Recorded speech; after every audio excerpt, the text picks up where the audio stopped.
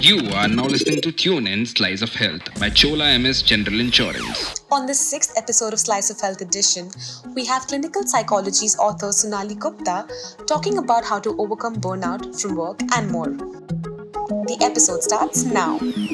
Welcome to Tune In with Chola MS. I'm Sonali Gupta, your host for the podcast today. A clinical psychologist working for last 17 years based in Bombay. I primarily work around anxiety, burnout, relationships, trauma at the intersection of compassion and how can we learn to manage all of it. I'm also author of the book Anxiety, Overcome It and Live Without Fear, which was published in May 2020 by HarperCollins. And I run my YouTube channel called Mental Health with Sonali, which helps you look at various concerns around mental health and learn how to deal with it. Today on the podcast, I'll be talking about what does burnout look like? How can we understand it better? What are the signs and symptoms of burnout? And lastly, most importantly, how can we learn to prevent it and also manage it? If this interests you, let's get started and talk about it a little bit more. Last year, since March 2020 has been a very difficult year for most of us, for everyone who has been listening to us. I can tell you, being a therapist, in spite of all the training, the narratives of working from home and working at home have not been easy at all. March 2020 and the period following it, leading up to even 2021, and now when we are heading towards 2022, has been a period of unprecedented anxiety for most people. While we were working from home, we also were managing so many tasks, right? Imagine you're in midst of your appraisal meeting or an interview and your doorbell rings. And if you're somebody who's single, living by yourself, it meant pausing the interview, opening the door, sanitizing your hands, and then getting back to the interview. Also, if you are somebody living with family, it meant on a daily basis managing, your work, but also cooking for the family, taking care of children's homeschooling, and far more. So whether you are somebody in your 20s, 30s, 40s, or older, each one has during this time struggled. Two of the words that my clients have consistently used in the past 2 years in the pandemic has been one, they have felt extremely overwhelmed. Second, they have felt anxious, where people have described that they feel that they consistently have things to do. And also as a result of which they begin to feel anxious, restless, and nervous. Also in 2021, another word which has gotten added to the list is burnout, where people are consistently feeling tired physically and emotionally. So even while a lot of people are still not going to work, they are still reporting feeling extremely tired, emotionally exhausted too. Today, we'll be focusing on understanding what this burnout looks like. If you think that you identify with what I'm saying, I think you're already on your journey to understanding burnout more and even dealing with it. If you feel that you are experiencing burnout too, learn to acknowledge it firstly and be kinder to yourself. I'm going to now break down what burnout looks like and what are some of the signs and symptoms of it. The term burnout is something, which began as a term in the year. The term burnout was something which was introduced by Christina Maslich, who's a professor and researcher at University of California. She is the one who introduced the term burnout. When we look at the term burnout, it's now been acknowledged by WHO as something that can trigger anxiety in us and also impact us. So WHO, in their definition, define it as a syndrome which is conceptualized as resulting from chronic workplace stress that is not successfully managed. They further say that the three signs, the three dimensions of this burnout are feelings of energy depletion, the first one. Second one, increased mental distance from one's own job, second. And the third important one, reduced professional efficacy. I'll break this down into simple terms for you to understand. Before we do that, while the term burnout was first, coined by Christina Maslach and understood in the context of work stress primarily, what's important to remember is that at this stage, within the pandemic and even over the years, we have begun to understand that burnout is not just a function of work stress. There are many factors which could lead to burnout per se. So, if you're somebody who's a caregiver, to somebody who's struggling with either physical or mental health concerns that seem to be chronic, long lasting, then possibly even that could lead to burnout. Caregiver burnout is a term we use very often.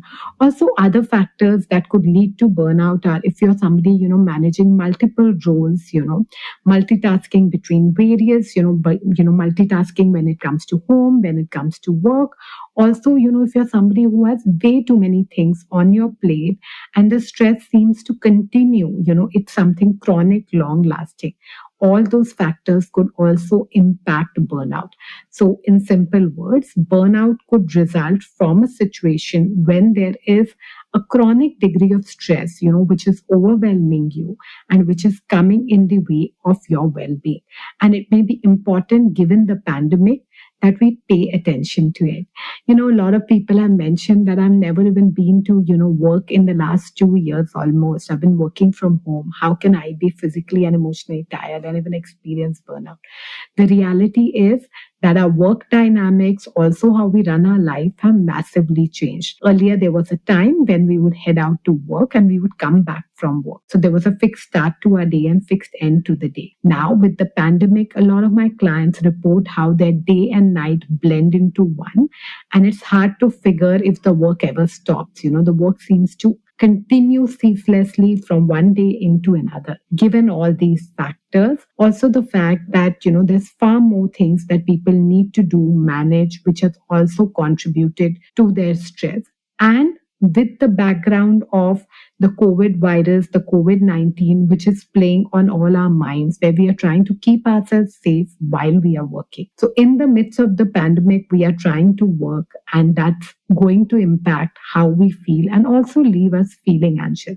With vaccinations, there has been much greater hope. At the same time, both the first lockdown and the second lockdown have impacted how people feel. Now we are going to try and break down these symptoms of burnout and try and, explain to you what do these signs look like physically, behaviorally, and even emotionally. And maybe, if you have a pen, paper along with you, bring it closer, keep it close to you and write down if you think any of these points, any of these signs you relate to primarily. So let's get started. As the definition said, the first sign is that of chronic exhaustion. When people experience burnout, both men and women will say things like how they feel perpetually tired. One. Second, they will also report that even when they wake up, in the morning, they wake up feeling tired. They are still exhausted. I remember a client, early 20s, mentioning to me that after a full 2 days of resting over the weekend, she still on Monday morning feels exhausted and finds it hard to be able to get started with her workday. And this is a classic sign of burnout. Also, the next one, which we are talking about, which Christina Maslach thinks about as the core or heart of burnout, is that of cynicism. When people begin to experience burnout, what they experience is a fair degree of pessimism or cynicism about their job. So even people who absolutely love their job suddenly find themselves in a space where they suddenly feel disillusioned, purposeless. They also would say things like, what's the purpose of it? What's the purpose of doing what I'm doing? So I'm going to repeat again. Purposelessness, feeling disillusion are two more signs of burnout which lie at the heart of it. Thirdly, the most important one, burnout can make you feel, that you're not good at your job. It can make you, underconfident. And very often during this phase, people begin to wonder, if they are really good at what they are doing, are they really contributing to their job? Also, this is the time a lot of people would report that they end up feeling like an imposter. which basically means they feel that they are not doing good enough and they feel that somebody would just expose them and maybe they are just, managing to fool others by what they are doing, So burnout is also associated with a lot of people experiencing a feeling of imposter syndrome. And as a result of which people experience learned helplessness. Now, looking at all these three factors, we will do a quick dive into what does it look like in the context of physical symptoms, behavioral, and then emotional symptoms. If you think you feel, your body feels you're struggling with burnout, then here are the top few signs of burnout.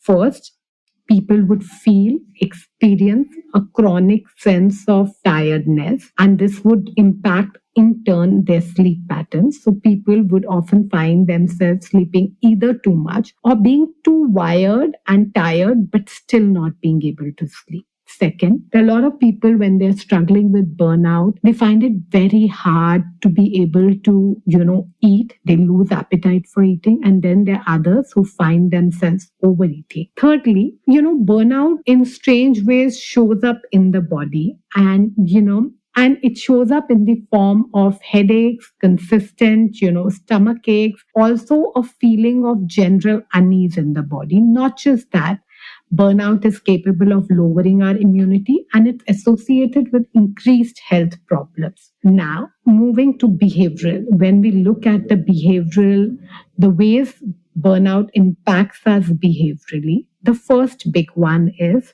burnout leads to a sensation or a feeling where people want to avoid doing tasks. So it may show up in ways where people may be unable to start a task or unable to even get their workday started. So procrastination, taking far longer to finish a task, which could, take just anywhere between few seconds to few minutes. So I remember clients saying that I have so many unread emails and I just can't get myself to respond to those emails. Second, clients would say things like how even responding to a simple message seems so effortful.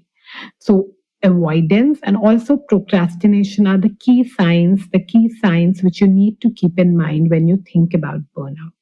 Thirdly, the big one, what tends to happen with burnout is that behaviorally, people begin to withdraw from responsibility, as a result of which people may not show up at work. There may be increased absenteeism.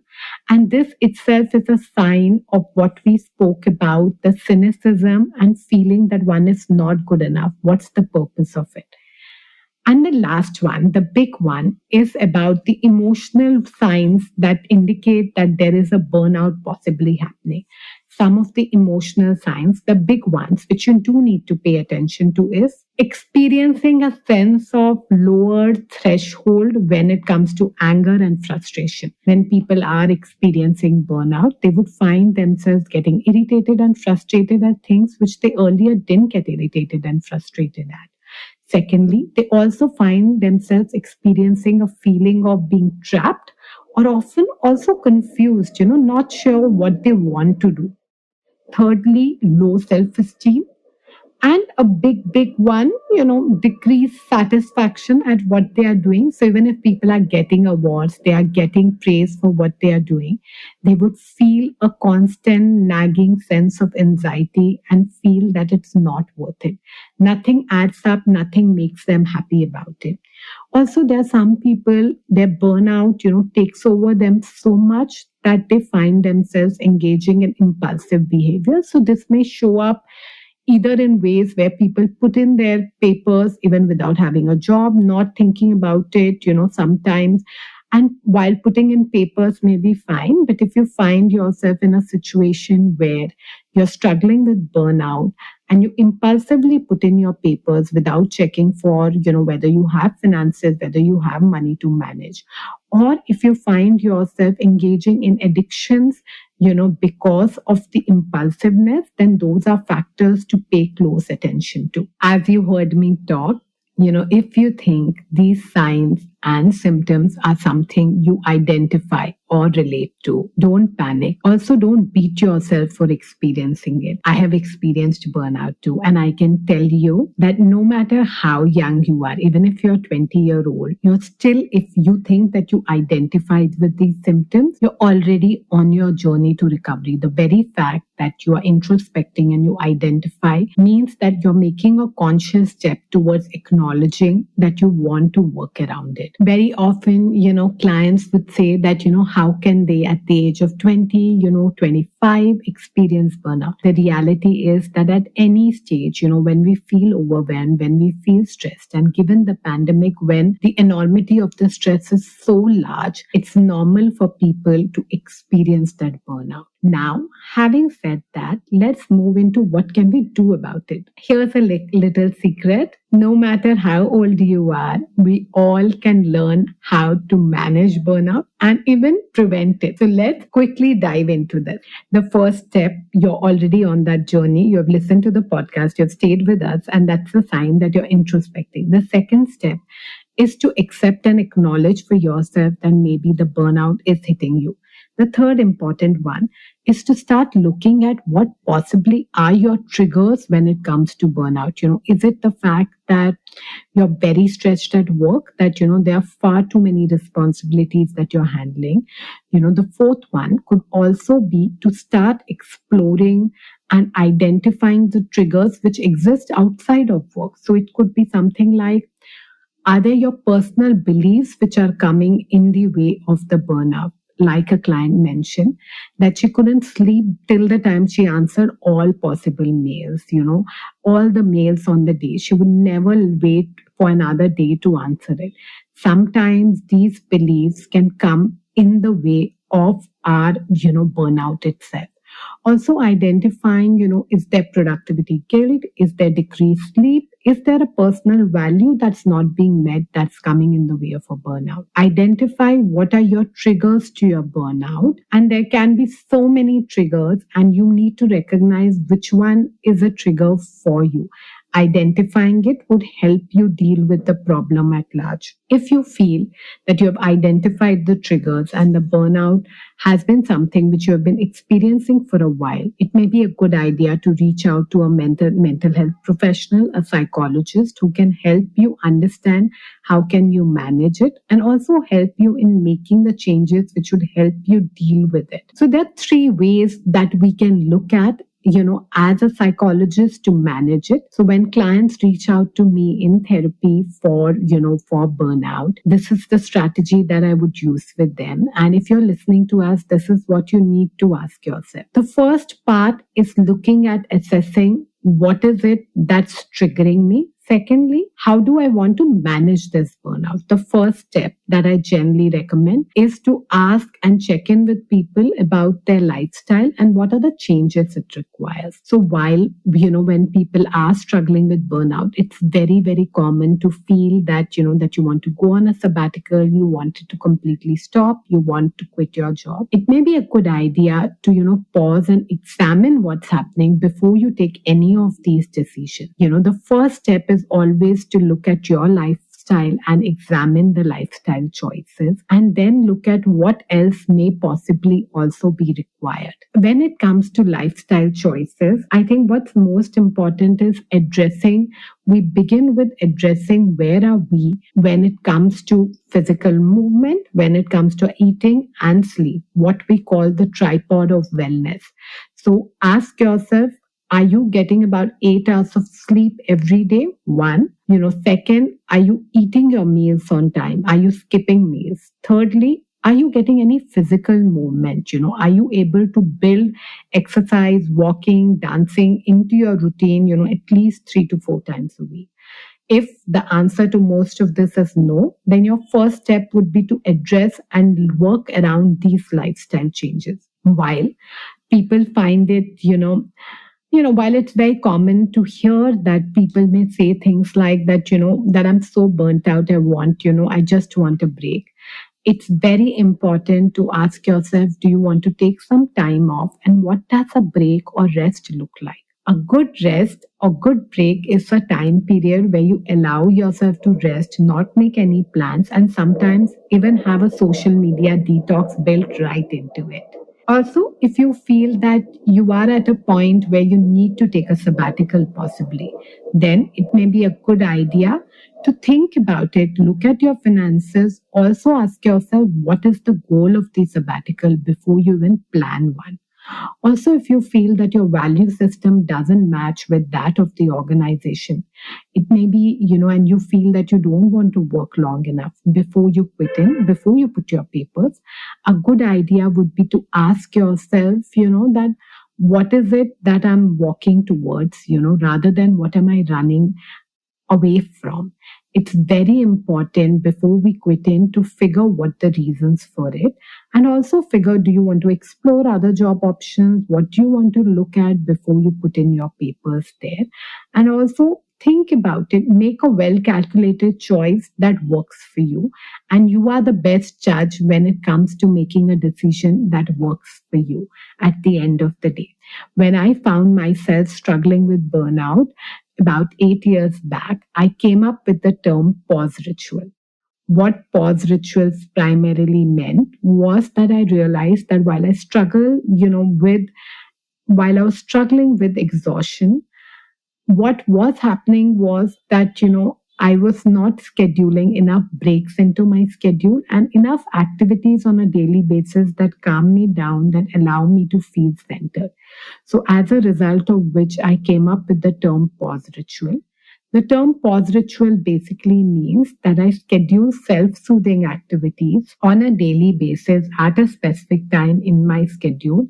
And this is also the time where I'm monotasking as compared to multitasking. So let me tell you a little bit more about it. So, and this is where we jump into what can you do to prevent a burnout.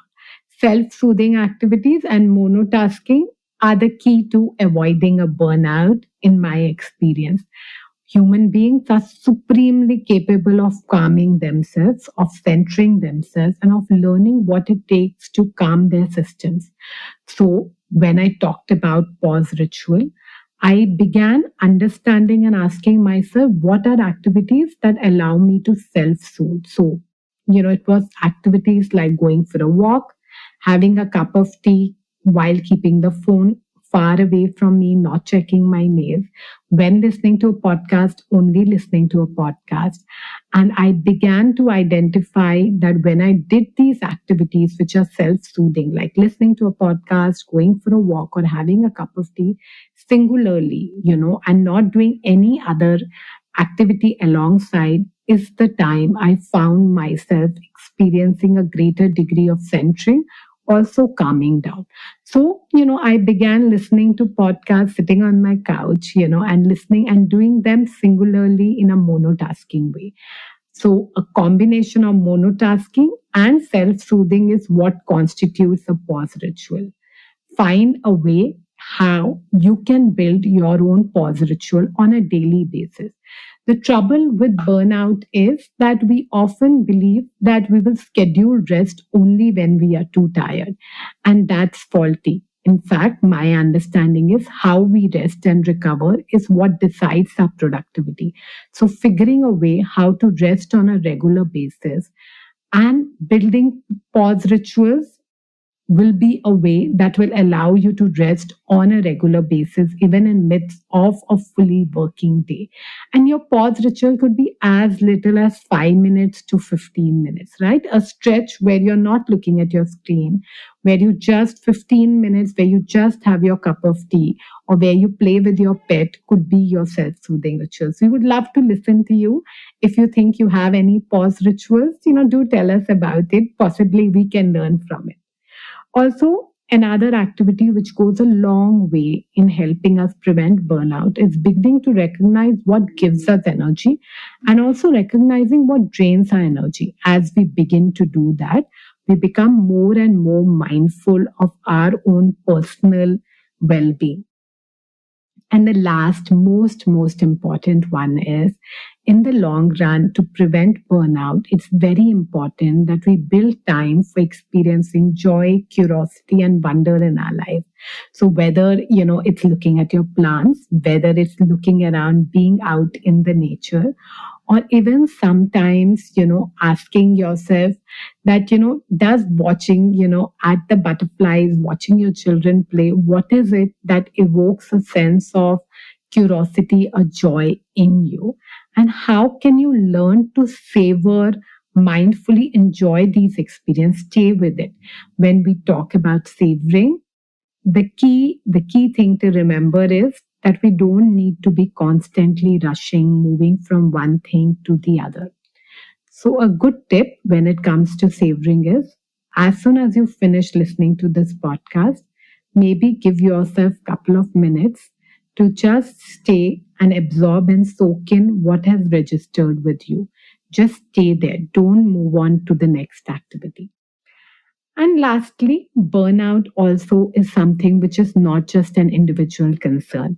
Organizations worldwide need to also take care of their employees' health. And it may be important that organizations build in when it comes to helplines, also services where individuals can reach out to mental professionals to, speak about what they are struggling with, or built in a time period where individuals, employees are given time off to reach out to a therapist and speak to them for their concern. If we need to address burnout, both individuals and organizations need to work hand in hand. I'm going to end on a note, with a quote, which is one of my favorite ones, which is given by Emilia Nagoski, who's the author of the book Burnout, The Secret to Unlocking the Stress Cycle. She says, wellness is not a state of being, it is a state of action. It is the freedom to oscillate through cycles of being human. So, if you feel you're struggling with burnout, be kind to yourself. We can all learn to manage it. And it's never too late to start.